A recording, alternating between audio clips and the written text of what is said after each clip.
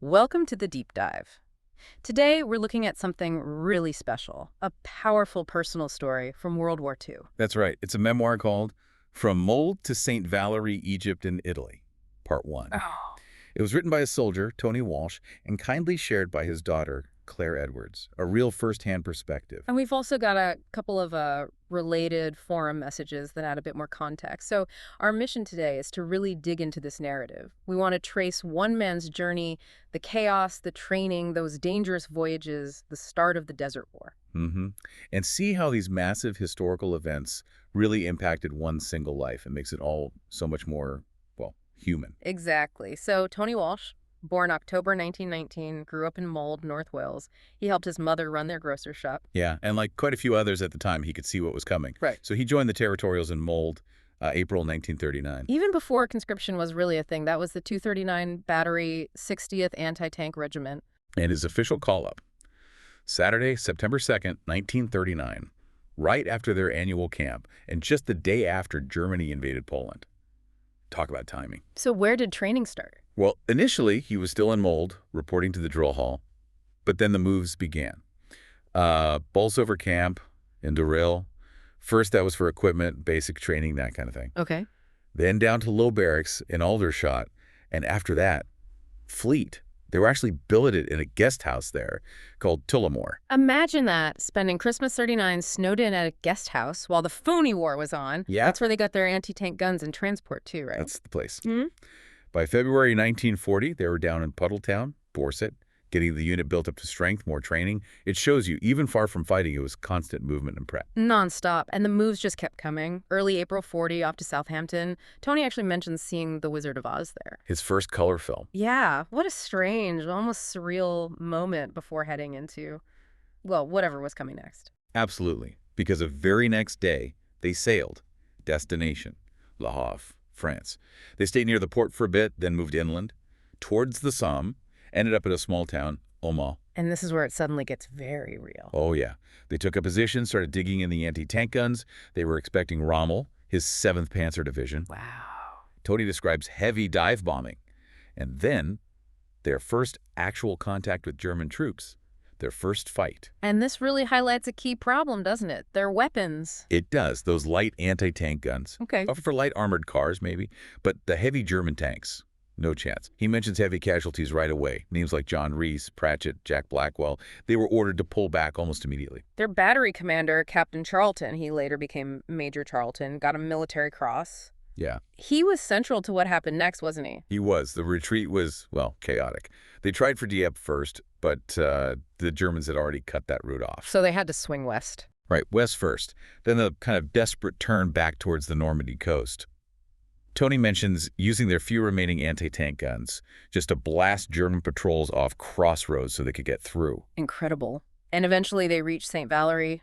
Tony recalls it as the morning of June 13th, 1940. Yeah, initially it seemed quiet there. They were even told, you'll be evacuated later today. Hope. But that didn't last long. No. By early afternoon, the Germans were closing in fast. Heavy shelling started hitting the seafront, destroying their remaining vehicles, their guns. Chaos. And Tony got separated from his unit in all this? He did. He decided his best bet was to head for the cliffs, east of the town. As he was climbing, he ran into Major Charlton. I got some bad news. Devastating news.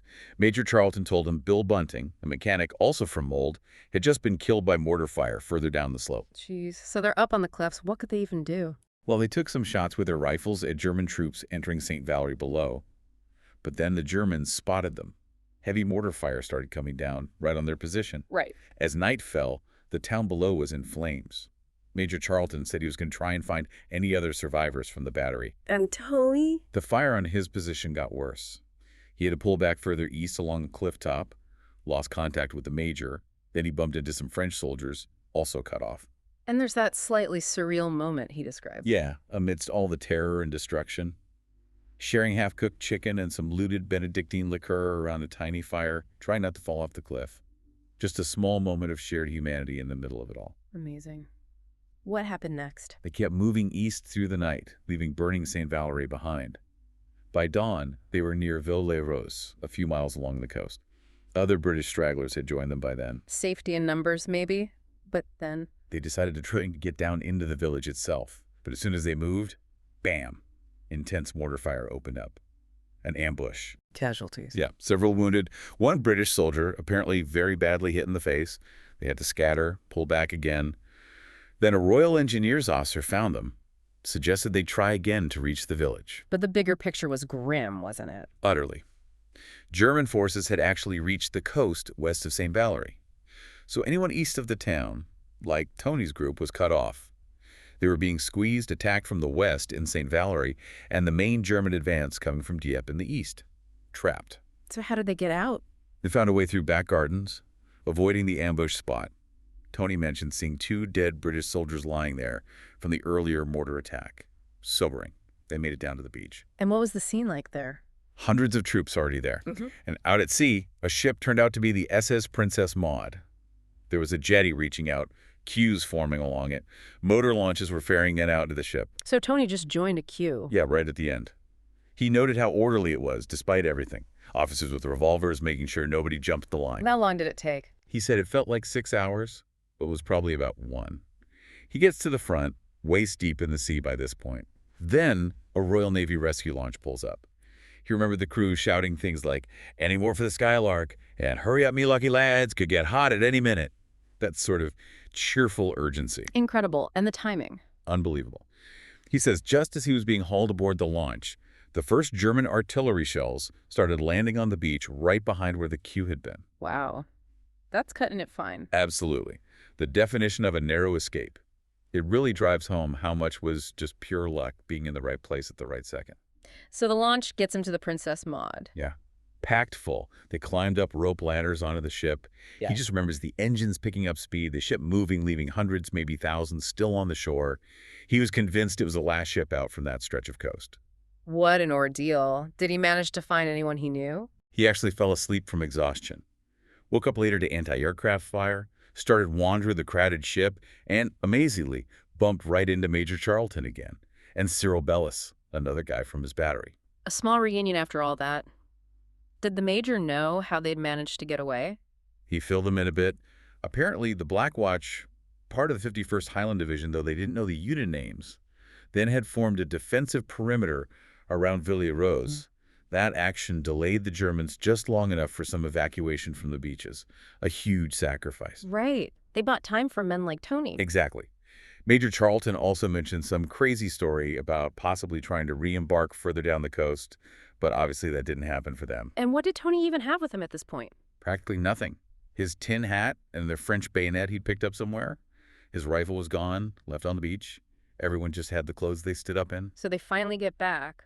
Where did they land? He fell asleep again, woke up to see docks, buildings, and then an advertising hoarding. Better by Capstan, they're blended better. Huh. A familiar sight. Knew instantly he was back in England.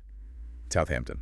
That whole escape sequence, it's just incredible. Shows the collapse, the equipment failures, the terror, but also these moments of sheer luck and survival instinct. It really brings home what happens when things fall apart on that scale. Yeah. Okay, so from Southampton, the survivors were moved around. Winchester first, living under canvas, then Longbridge Deverill near Warminster. And that's where they regrouped, what was left of the battery. Yeah, the roll call must have been brutal.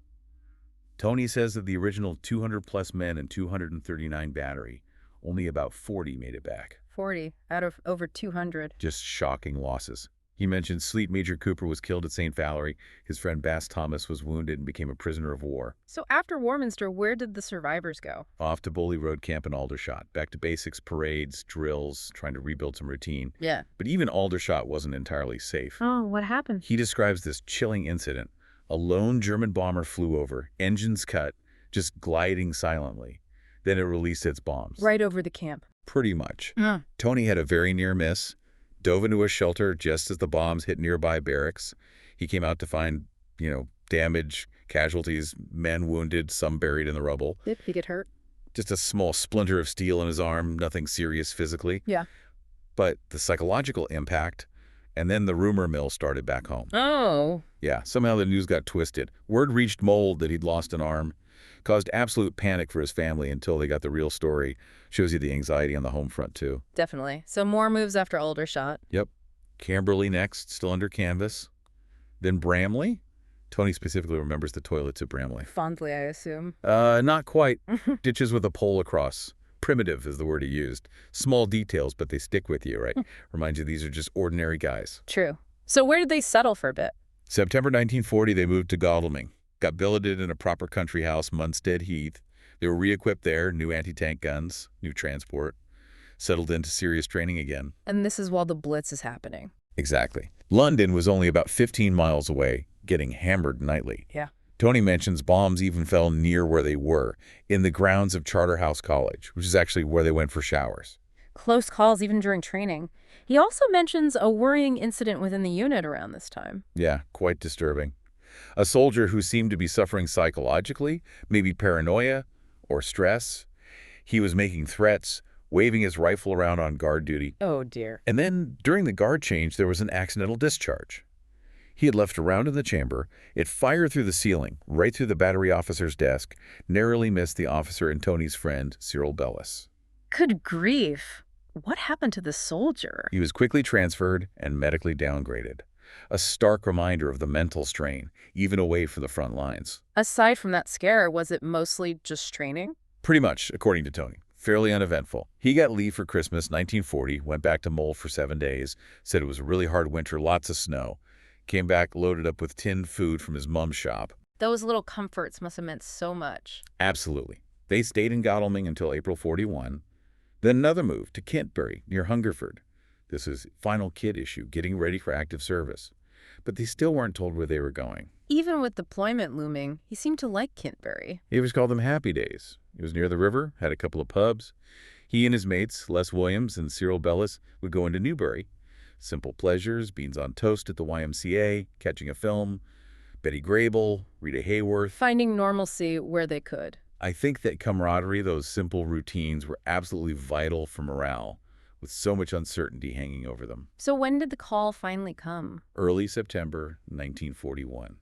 The rumors started flying, and this time they were true. They were entrained at Newbury Station. Destination unknown, presumably. Oh, they traveled overnight. Tony describes waking up at dawn and seeing the Liverpool docks, the famous liver building. That usually meant one thing. Exactly. They boarded the SS Mendoza. Tony mentions it was a ship captured from the Spanish Republicans by Franco's side.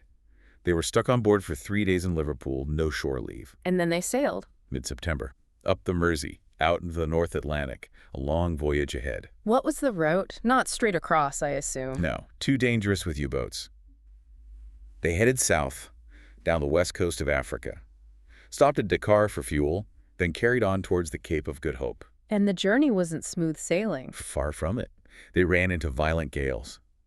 Tony describes grim conditions below deck, packed in tight. He was badly seasick for 2 solid days. Miserable. But then things got even worse. Yeah, much worse. The Mendoza developed engine trouble. Speed dropped right down. And the next morning, they were alone. The convoy and their escort ship had vanished overnight. Oh no, a lone, slow ship in the Atlantic. A sitting duck, as Tony put it. They knew the danger from U-boats. The tension must have been unbearable. How long were they alone? For hours. Then finally, relief. Their escort destroyer, they later found out it was HMS Sheffield, came steaming back over the horizon. Tony said it looked like a sheepdog rounding up a lost sheep. He even overheard the signal lamp messages weren't exactly complimentary about their ship's captain. Glad the Sheffield found them. Any more drama? Oh, yes. The next day, still just them and the Sheffield, they spotted 2 smoke plumes on the horizon behind them, coming up fast. Not more trouble. Well, initial thoughts were German surface raiders. Panic stations, probably. The Sheffield bravely turned to intercept. And? Turned out to be British. 2 massive battle cruisers, the Prince of Wales and the Repulse, flying the white ensign, going full speed. They were racing to the Far East, where things were heating up with Japan. Wow, what a sight that must have been. Incredible. They apparently signaled to the Mendoza as they roared past, "Have you ever been lonely? Safe sailing to the Cape." Just a fleeting moment of connection between ships on this huge ocean. But Tony adds a sad note about those ships. He does. Very poignant. He mentions that later that same year, both the Prince of Wales and the Repulse were sunk off Malaya by Japanese aircraft. Heavy losses, very few survivors. It just connects his personal journey to these other, wider tragedies of the war. A reminder of how interconnected it all was. So the Mendoza eventually made it to Cape Town. Limped in, 2 days late. needed repairs. They said goodbye to HMS Sheffield. And what was Cape Town like? A world away from the convoy and the threat. Tony describes it vividly. 5 days in a wonderful capital of blazing lights. No blackout. The hospitality was apparently amazing. People just took them in. Yeah, invited them into their homes for meals, drinks, took them sightseeing, even up Table Mountain. A real pocket of peace and kindness before the next stage. Tony said they were really sad to leave. I can imagine. Where to next after the repairs? Up the Indian Ocean, east coast of Africa this time. They were out of the main U-boat danger zone now, so they could show lights, relax a bit more. Though everyone was desperate to get off the goddamn ship, as he put it. Did they stop again? They eventually reached Aden for refueling. He just remembered the intense heat and this sort of oily, sickly smell.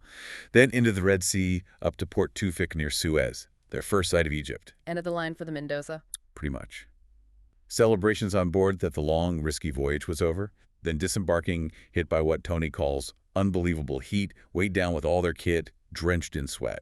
Welcome to Egypt. Quite the introduction. How did they get inland? Packed onto a waiting steam train. Hard benches, no windows apparently. Chaos. But Tony remembers the squatties making jokes, doing farmyard impressions to keep spirits up. Where did the train take them? Hours later, they arrived at Amaria camp. Under canvas, out in the desert, about 10 miles from Alexandria. What was Amaria like? They stayed there for 2 or 3 weeks. Managed occasional trips into Alexandria. He remembered it being cool in the evenings, good food, beer. He mentioned Sister Street, the red light district, if you were willing to take the risk. Right, and then orders came. Yep. Their anti-tank guns and transport finally caught up with them. The order came. Move west. Along the coastal road into the western desert. What was the situation there late in 1941? At that exact moment, Rommel and the Africa Corps had actually pulled back quite a way to a place called El Aguila. Tony's unit's advanced patrols made first contact with the enemy on Christmas Day, 1941. He mentions talking to some troops around then. Yeah, some New Zealanders who were rotating back for a rest. One of them gave him this classic, wildly optimistic prediction. Something like, "You'll be all right, mate. You'll be home by March. Jerry's only got a couple of dozen tanks left." Famous last words. Tony just dryly adds, "Little did we know," because that stalemate didn't last long at all. Rommel attacked. January 42. He'd been heavily reinforced with tanks shipped into Tripoli. He hit hard. Tony's unit had clashes, took their first casualties in the desert, then began a fighting withdrawal eastward, stage by stage. Heavy losses again. Sadly, yes. He lists 2 officers, 2 sergeants, 7 gunners killed, many more injured just in that phase. They fell back towards Gazala, near Tobruk. By March 42, they were trying to set up a new defensive line there, hoping to hold Tobruk. But the fighting was intense. Extremely. That whole area became known as the Cauldron. And again, the same old problem. Their little 2-pounder anti-tank guns just weren't up to scratch against the newer, heavier German tanks. Losses were severe. And this is where Major Charlton met his end. Tragically, yes. His old battery commander from France. Tony describes how Charlton saw a gun crew get wiped out. He ran over, took their place, tried to fire the gun single-handedly against the advancing tanks. Oh, man. He was killed instantly by machine gun fire. Tony was about half a mile away when it happened, a really devastating loss, and just speaks volumes about the man's courage and the desperation of the situation. The battery must have been falling apart by then. It was. More casualties, more guns lost. They were ordered back into Tobruk itself. But it soon became clear Rommel couldn't be stopped there either. So began the long retreat back towards Egypt. All through the summer of 42. Yeah, the long, hot summer months. Falling back through Tobruk, Bardia, Matru, Sidi Barani, all the way back to the last defensible line before Alexandria and the Nile Delta. El Alamein. The El Alamein. That's where their division, the 1st Armored, finally dug in properly, established good defensive positions, and waited for the German assault. But for Tony's original unit, it was the end of the road. What happened? The losses had just been too heavy. The decision was made to disband their regiment, the 76th Anti-Tank. The survivors, the remaining personnel, were posted to other units. So Tony ended up somewhere else. Found himself in a transit camp, and then got orders to join the 4th Field Regiment, Royal Artillery. They were equipped with the big 25-pounder field guns. That unit later became part of the famous 7th Armored Division. The Desert Rats. The Desert Rats themselves. But it meant saying goodbye to his mates, Les Williams and Cyril Bellas. After everything they'd been through since Kintbury, maybe even earlier, they went their separate ways. Wow. That second part of his journey. The scale is immense.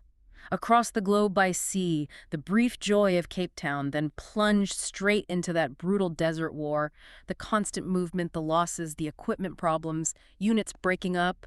It's relentless. It really paints a picture of the ebb and flow of that campaign and the personal cost.